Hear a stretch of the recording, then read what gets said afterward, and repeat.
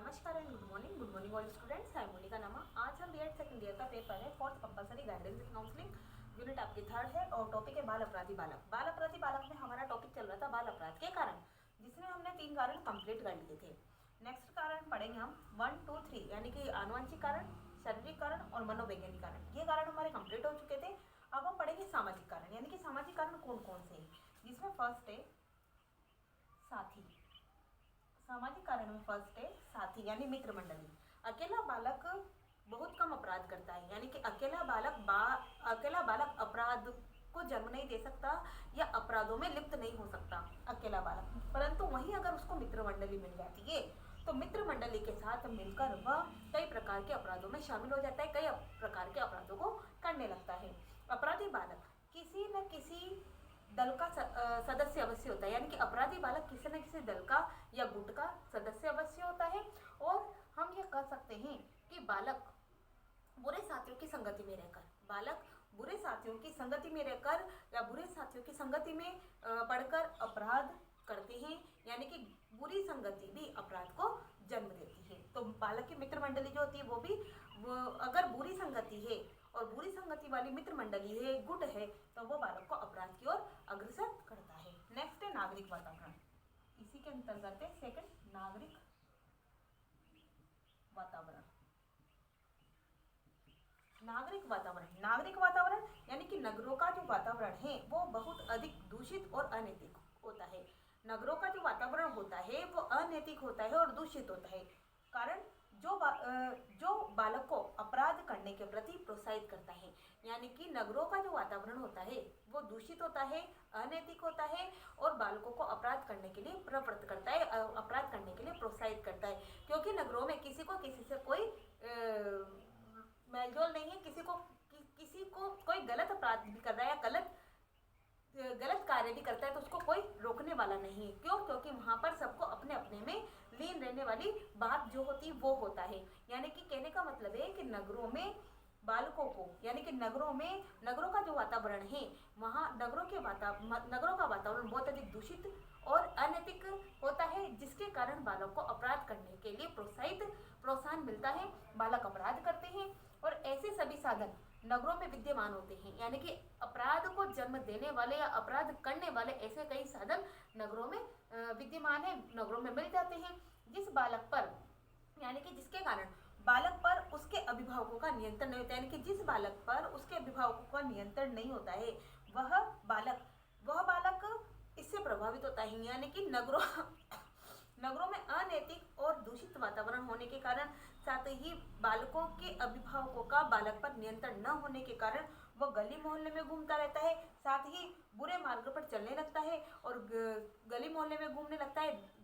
देर से लेट आना, रात को लेट आना, यानी कि देरी से घर आना भी नागरिक वातावरण को प्रभावित करता है। यानी कि कहने का मतलब है कि सामाजिक कारण में जो नागरिक वातावरण है, यानी कि जो नगरों का जो वातावरण है, नागरिक जो वातावरण है, और नागरिक वातावरण भी बालकों को प्रभावित करता है अपराध प्रवृत्ति की ओर। नेक्स्ट है युद्ध। थर्ड है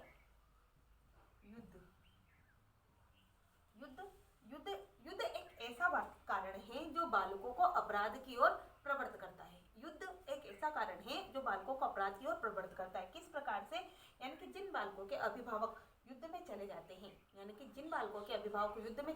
हैं, उनकी ठीक प्रकार से देखभाल नहीं हो पाती है। युद्ध में चले गए तो उनकी ठीक प्रकार से देखभाल नहीं हो। जो मनुष्य युद्ध में मारे जाते हैं, यानी कि जो व्यक्ति युद्ध में मारे जाते हैं, उनमें भी अधिकांश बच्चे असहाय, अनाथ हो जाते हैं। साथ में जिन देशों पर बम गिराए जाते हैं या कोई आतंकी हमला होता है तो ऐसे में भी ऐसे अभिभावकों के बच्चे भी अनाथ हो जाते हैं, जिसके कारण इन बालकों की, यानी कि जो सभी बालक हैं जो अनाथ हो जाते हैं किसी न किसी कारण से, जो अपना खर्चा, अपना जीवन यापन नहीं कर पाते हैं, तो ऐसे बालक अपनी उदर पूर्ति के लिए, यानी कि अपने जीवन को निर्वाह करने के लिए किसी न किसी प्रकार का अनैतिक कार्य करते हैं और अनैतिक कार्य में संकोच नहीं करते हैं। यानी कि युद्ध के कारण भी कई माता पिता या अभिभावक जब युद्ध में चले जाते हैं या मारे जाते हैं या फिर उनके बालक जो हैं वो असहाय हो जाते हैं, अनाथ हो जाते हैं, तो अपने उदर पूर्ति के लिए, अपने जीवन निर्वाह के लिए वो किसी न किसी प्रकार का अनैतिक कार्य करते हैं जो अपराध को जन्म देता है। अब नेक्स्ट है आपका पारिवारिक कारण। पारिवारिक कारण में है परिवार का वातावरण। पारिवारिक कारण जिसके अंतर्गत है परिवार का वातावरण। परिवार का वातावरण। परिवार का वातावरण यानी कि परिवार का वातावरण भी अपराध प्रवृत्ति को जन्म देने वाला होता है। परिवार का वातावरण भी अपराध प्रवृत्ति को जन्म देने वाला होता है। किस प्रकार से कि परिवार में भाई बहनों का अपराधी होना। अगर परिवार में बड़े भाई बहनों का अपराधी होना तो छोटे भाई बहन भी अपराध प्रवृत्ति में लिप्त होते हैं। उसी प्रकार से परिवार में माता पिता का कठोर अनुशासन होना, यानी कि माता पिता का अगर कठोर अनुशासन है जिसके कारण भी बालक अपराध प्रवृत्ति में चोरी छिपे वो अपराध करता है तो वो भी अपराध प्रवृत्ति में लिप्त होता है। परिवार में लड़ाई झगड़ा होना भी बालक को अपराध प्रवृत्ति के या अपराध के मार्ग पर चलाने का कार्य करता है। यानी कि परिवार में आए दिन लड़ाई झगड़े होने के कारण ये बालक अपराध की ओर, अपराध प्रवृत्ति की ओर, अपराध के मार्ग पर चलने लगते हैं, क्योंकि जैसा वातावरण बालक को मिलता है वैसा ही आचरण वो बालक करते हैं। नेक्स्ट है परिवार की गरीबी। इसी के अंतर्गत है सेकंड, परिवार की गरीबी।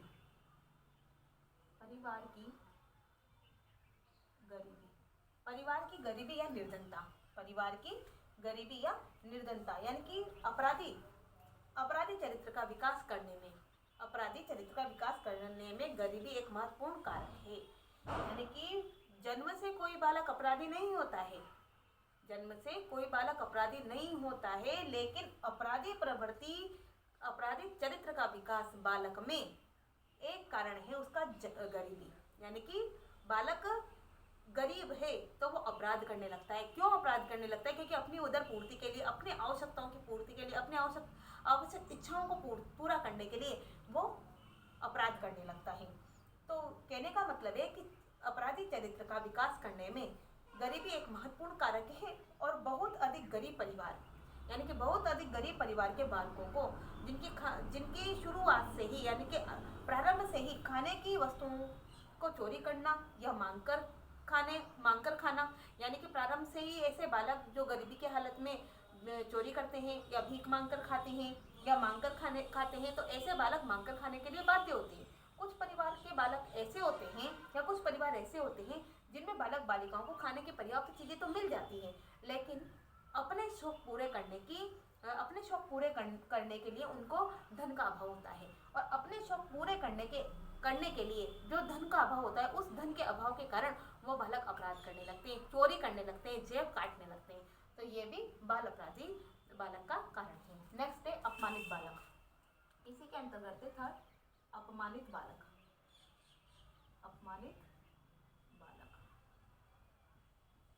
अपमानित बालक यानी कि जो बालक अपने परिवार के सदस्यों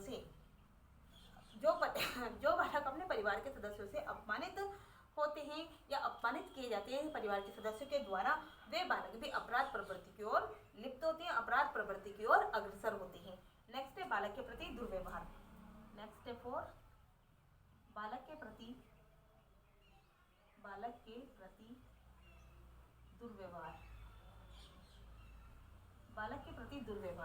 प्रति दुर्व्यवहार यानी कि बुरा व्यवहार बाल अपराध का सबसे महत्वपूर्ण कारक है। यानी कि बालक के साथ बुरा व्यवहार करना भी बाल अपराध को जन्म देता है। किस प्रकार से कि परिवार के सदस्यों के द्वारा बालक को सदैव डांटा जाना, यानी कि बालक ने कोई छोटी मोटी गलती कर दी तो उसको परिवार के सदस्यों के द्वारा डांटना, बालक की किसी कार्य में दोष निकालना, बालक की आलोचना करना या फिर उसको चिढ़ाना, ये सब कार्य अपराध प्रवृत्ति को जन्म देते हैं। साथ में बालक के साथ ये सब कार्य बड़ों के द्वारा बुरे व्यवहार किया जाता है। यानी कि इस प्रकार से बालक के साथ बुरा व्यवहार किया जाता है, जिससे ये होता है कि वो बालक निराश हो जाता है और वह परिवार में समायोजन करना चाहता है। कहने का मतलब है परिवार में समायोजन करने का प्रयास करता है। उसकी आलोचना की जाती है, उसको डांटा जाता है, उसको छोटे छोटे कार्यों के लिए सुनाया जाता है या फिर उसको किसी कार्य के लिए उसके गुण दोष निकाले जाते हैं, तभी वह बालक परिवार में समायोजन करने का प्रयास करता है। परंतु असफल रहने के बाद, यानी कि बार बार असफल रहने के कारण और उसके साथ बुरा व्यवहार करने के कारण, यानी कि बार बार असफल रहने के कारण और बुरा व्यवहार करने के कारण वह बालक विद्रोह कर उठता है और असामाजिक कार्य करने लगता है। तो बुरा व्यवहार, बालक के प्रति दुर्व्यवहार भी एक कारण है। साथ में अपमानित बालक भी पारिवारिक कारण है, यानी कि अपराधी बालक के कारण में अपना अपमानित होने के कारण बालक अपराध करने लगता है। परिवार की गरीबी भी एक कारण है और साथ में परिवार का वातावरण भी एक कारण है, यानी कि सही प्रकार का वातावरण, उचित प्रकार का वातावरण न मिलने के कारण बालक अपराध करने लगते हैं। नेक्स्ट है विद्यालय संबंधी कारक। ये तो आपको अच्छे से पता होगा कि विद्यालय संबंधी कारक में क्या होता है। तो देखिएगा, विद्यालय संबंधी कारक में विद्यालय का स्थान फर्स्ट है। इसमें विद्यालय का स्थान, विद्यालय का स्थान, विद्यालय का स्थान यानी कि विद्यालय का स्थान, विद्यालय जिस स्थान पर स्थित होता है, विद्यालय जिस स्थान पर स्थित होता है, अगर उसके चारों ओर की परिस्थितियां, विद्यालय जिस स्थान पर स्थित होता है उसके चारों ओर की परिस्थितियों का छात्रों पर प्रभाव पड़ता है। विद्यालय जिस स्थान पर होता है उसके चारों ओर की परिस्थितियों का छात्रों पर प्रभाव पड़ता है। यदि विद्यालय के पास ही सिनेमा घर है, चाय की होटल है, विद्यालय के पास ही सिनेमा घर है, चाय की होटल है या फिर बस स्टैंड है, तो छात्र उनकी तरफ ज्यादा आकर्षित होता है और अपने पाठ्यक्रम से, अपने विद्यालय से, अपने कक्षा कक्ष से पिछड़ जाता है। अपने कक्षा कक्ष से पिछड़कर वो चाय की होटल पर, बस स्टैंड पर, सिनेमा घर पर ज्यादा आकर्षित होता है। तो विद्यालय भी एक कारण है, यानी कि विद्यालय संबंधी कारण में विद्यालय का स्थान भी एक कारण है जो बाल अपराध को जन्म देता है। कारण ये होता है कि बालक विद्यालय से भागना शुरू कर देते हैं और भागकर या तो चाय की होटल पर या सिनेमा घर में या फिर बस स्टैंड पर घूमते रहते हैं, जहाँ पर वो अपराध प्रवृत्ति को जन्म देते हैं या छोटे छोटे अपराध करते हैं। नेक्स्ट है खेल व मनोरंजन का अभाव। फर्स्ट तो था ये, सेकंड है खेल व मनोरंजन का अभाव। खेल व मनोरंजन का अभाव। खेल व मनोरंजन का अभाव खेल व मनोरंजन के अभाव से तात्पर्य यह है कि विद्यालय में खेल व मनोरंजन के साधनों का अभाव होने के कारण, विद्यालय में खेल व मनोरंजन के साधनों का अभाव होने के कारण छात्रों में संवेगात्मक विकास ठीक प्रकार से नहीं हो पाता है। छात्रों में संवेगात्मक विकास न होने के कारण, साथ ही साधनों के अभाव के कारण छात्र अपनी ऊर्जा का प्रयोग नहीं कर पाता है, अपनी ऊर्जा का उपयोग नहीं कर पाता है और संवेगात्मक विकास नहीं हो पाता है और अपनी ऊर्जा का उपयोग न करने के कारण छात्र अपराध करने लगते हैं। यानी कि विद्यालय में ही जब उनको खेल और मनोरंजन के साधन उपलब्ध नहीं होंगे, उनको खेलने के लिए अवकाश नहीं मिलेगा, खेलने के लिए उनको टाइम नहीं मिलेगा या लंच नहीं मिलेगा खेलने का, या तो बालक अपराध प्रवृत्ति को, छोटे छोटे अपराध करेंगे, चोरी करेंगे, किसी की पुस्तक निकालेंगे बैग में से। तो कहने का मतलब है कि खेल व मनोरंजन के अभाव के कारण भी बालक अपराध की ओर बढ़ता है। नेक्स्ट इसी के अंतर्गत है कि दूषित परीक्षा प्रणाली या परीक्षा प्रणाली का दोषपूर्ण होना। परीक्षा प्रणाली का दोषपूर्ण होने के कारण भी बालक अपराध की ओर प्रवृत्त होती है। अब दोषपूर्ण परीक्षा प्रणाली के कारण भी बालक क्या करते हैं, अपराध करते हैं। कैसे, यानी कि जैसे मान लीजिए कि कठिन पेपर आ गया, तो कठिन पेपर के कारण बालक या तो चिट लेकर आएंगे या नकल करेंगे या फिर नकल करते हुए पकड़े जाएंगे। तो ये भी दोषपूर्ण परीक्षा प्रणाली भी बाल अपराध का कारण होती है। इसी के अंतर्गत व्यक्तिगत स्कूल भी बाल अपराध का कारण है। किस प्रकार से कि व्यक्तिगत स्कूल में बालक का संवेगात्मक, शारीरिक और मानसिक विकास नहीं हो पाता है।